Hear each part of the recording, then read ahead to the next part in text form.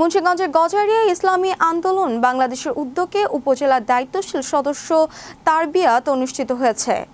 বৃহস্পতিবার ঢাকা চট্টগ্রাম মহাসড়কের মায়ামি ডাইয়েন মিলনায়তনে আয়োজিত এই কর্মসূচিতে সংগঠনের বিভিন্ন পর্যায়ের নেতাকর্মী ও দায়িত্বশীল সদস্যরা অংশগ্রহণ করেন।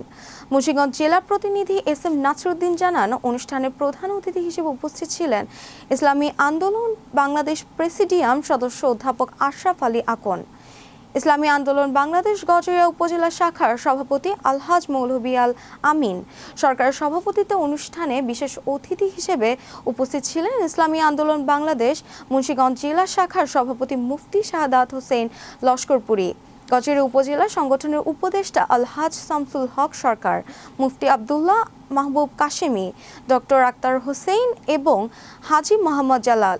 অনুষ্ঠানটি সঞ্চালনা করেন ইসলামী আন্দোলন বাংলাদেশ গজারিয়া উপজেলা শাখার সেক্রেটারি মোহাম্মদ মুজিবুর রহমান সরকার।